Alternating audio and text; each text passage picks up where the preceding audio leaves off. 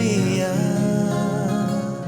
What is your view about what's going on economically in India, in the world? So the next year is going to be more difficult than this. So the next year is going to be more difficult than. So the next year is going to be more difficult than this one. Of course, this one had lots of difficulties with the war and all that. But because growth is going to slow in the world more generally, people are raising interest rates, that brings down growth.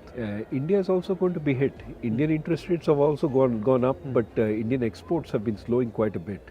And India's inflation problem is more a commodity inflation problem, vegetable inflation problem, and that is also going to be negative for growth. So I think that we would be lucky if we do 5% next year. We would be lucky if we do 5% next year. We would be lucky if we do 5% next year. ये थे मशहूर अर्थशास्त्री रघुराम राजन, जो कि साल 2013 में मनमोहन सिंह की सरकार के कार्यकाल में रिजर्व बैंक के गवर्नर पद को सुशोभित कर चुके हैं। और उनके साथ बैठे दाढ़ी वाले सज्जन को तो आप पहचान ही गए होंगे। आलू से सोना बनाने की तकनीक देने वाले महान वैज्ञानिक, पिछले 30 की संख्या का आविष्कार करने वाले महान गणितज्ञ और देश के सबसे महान गांधी खानदान के महानतम शहजादे श्री 1008 राहुल गांधी जी। जो वीडियो मैंने आपको दिखाया वो दिसंबर 2022 में रिकॉर्ड किया गया था, जब राहुल गांधी भारत जोड़ो यात्रा निकाल रहे थे। इस दौरान एक खेत में बने मकान की छत पर उन्होंने अर्थशास्त्री रघुराम राजन का इंटरव्यू लिया था।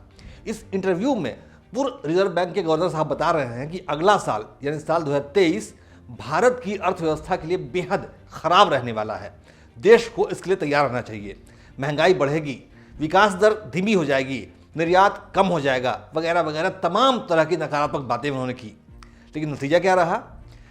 नतीजा ये रहा कि साल 2023-24 की अक्टूबर-दिसंबर की तिमाही में स्थिर मूल्य पर सकल घरेलू उत्पाद यानी जीडीपी अर्थात gross domestic production 43.72 lakh crore रुपए रहा, जो कि उसके पिछले साल यानी कि वित्त वर्ष 2022-23 के उसी कालखंड में 40.35 लाख करोड़ रुपए रहा था। यानी कि इसमें 8.4% की बढ़ोतरी देखी गई। ये आंकड़े एनएसओ यानी राष्ट्रीय सांख्यिकी कार्यालय ने गुरुवार 29 फरवरी को जारी किए थे। ये 8.4% की तरक्की एक ऐसा आंकड़ा है जिस पर खुद भारत सरकार को भी यकीन नहीं था। उन्होंने जीडीपी ग्रोथ का अनुमान इससे बहुत कम रखा था, लेकिन विकास दर अनुमान से अधिक रही, जिस पर पीएम मोदी ने भी खुशी जाहिर की और इसे देश के 140 करोड़ लोगों की खुशहाली से जोड़ा। तो ये थी आंकड़ेबाजियों की बात। लेकिन सामान्य तौर पर अभी देखें तो हम पाएंगे, हम और आप बाजार जाते हैं तो हम देखते हैं कि खाद्य पदार्थों की कीमतें नियंत्रण में हैं। आटा, दाल, चावल, तेल, सब्जी वगैरह जैसे रोजमर्रा के सामानों की कीमतें लगभग स्थिर हैं, बल्कि सरसों तेल की कीमतें तो कम ही हुई हैं। दाल की कीमतें थोड़ी ज़्यादा हैं, लेकिन वो भी मनमोहन सिंह सरकार के समय के 300 रुपये किलो के रेट से बहुत कम है। आलू, प्याज, टमाटर और हरी सब्जियों की कीमत मौसम के हिसाब से बढ़ती है तो समय आने पर घट भी जाती है। अब ऐसे में प्रश्न ये उठता है कि महान अर्थशास्त्री रघुराम राजन और महान गणितज्ञ और वैज्ञानिक राहुल गांधी किस अर्थव्यवस्था के डूबने की चर्चा कर रहे थे?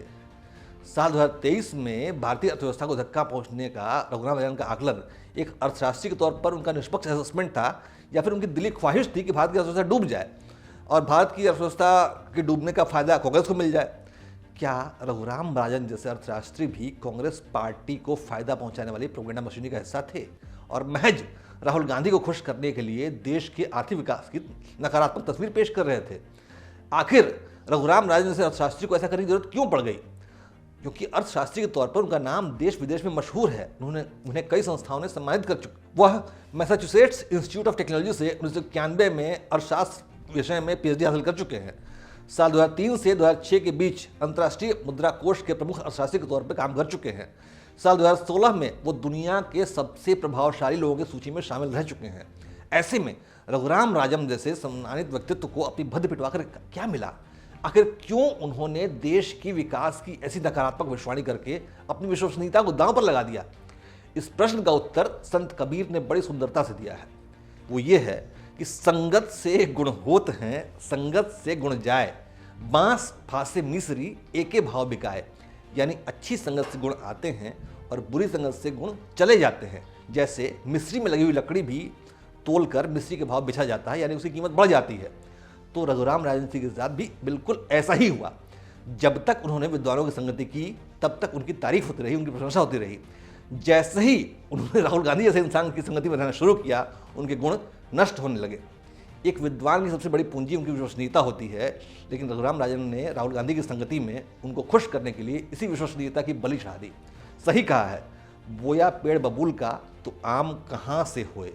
अब रघुराम राजन को अपनी ये गलती जीवन भर सालती रहेगी। शायद अब से भी वो तुच्छ फायदों के लिए राहुल गांधी जैसे लोगों की गलत संगति करने से बाज आएँ तो उनका ही भला होगा और दूसरों का भी। जय हिंद, जय भारत।